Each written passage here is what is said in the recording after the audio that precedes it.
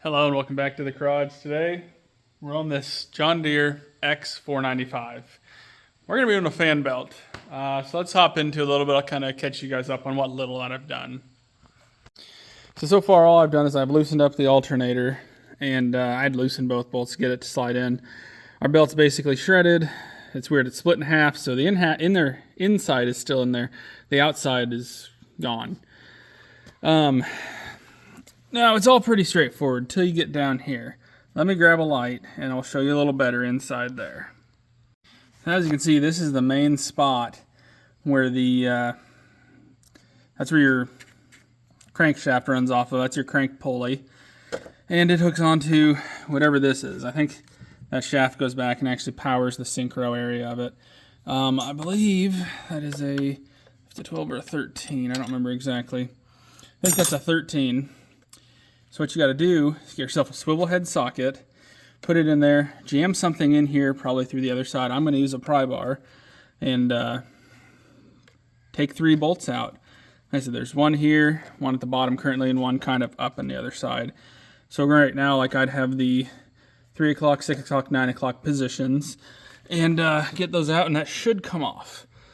I'm going to go ahead and try to get it off and then pull it back, show you where we're at. All right, so I got those 3 bolts out, this piece off back here. Sorry for the shadow, but doing what I can. You can simply drop that piece off to the side, pull your bolt out, or belt out. What I'm gonna do, since I still have a belt here, is I'm gonna string it over the radiator fan just to make sure everything will come out like it should. Theoretically, that belt should be able to swing out and come out of there, but since I have the belt there, I'm gonna test it and see. So let's get that done. So this is one of those great times to take your old belt and your new belt, if possible, and compare. First of all, lengths.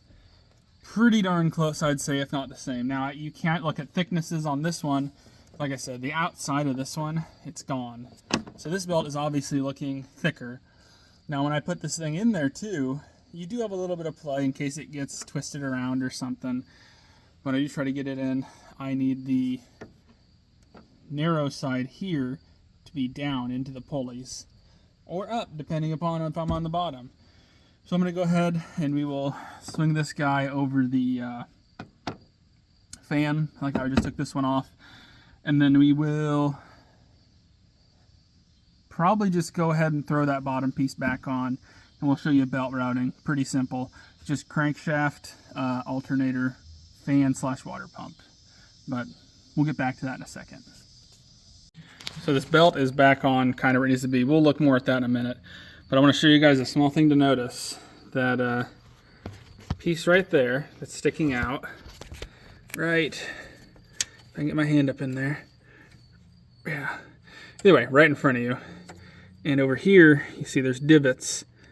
That's where these need to line up. Those guys right there, there's another one up above there. That's where your bolts are going to line up. Luckily, I didn't turn the engine over any, and I haven't turned that any since taking everything apart. So theoretically, I should be able to pop that back up in and bolt it right back together. And I'm going to finger tight everything first, then we'll go through and tighten everything. So I'm going to get that done. We'll reconvene after. So, sorry for the terrible lighting. It's getting dark out on me, and I'm not at my garage, obviously, but the belt routing goes around the crank pulley, up around the alternator, up around your water pump fan, and then back down to the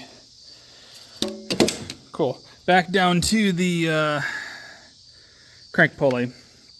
So obviously to tighten this, like I said, I'd loosen this bolt and that bolt. You can pretty well pull her tight and tighten up your bolt here. You have to hold it tight the whole time, which I need 2 hands to do that. So we'll get back to this in a second, and we'll show you done starting it up, make sure everything works. All right, so a couple small things I probably forgot to mention. Back of the alternator bolt is a 12, down below is a 14. The 3 you pull out down there are all 13s. Before you start, double check that all your belts and all your pulleys. And here we go.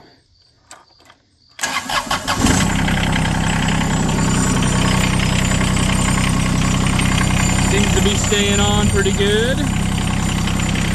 battery light is on because I drove it home once I noticed that the belt had came off. And there we go. So it's charging. So I'm assuming it's cooling. So with that being said, I think this is where we'll end up calling it. So thanks for watching. Till the next one.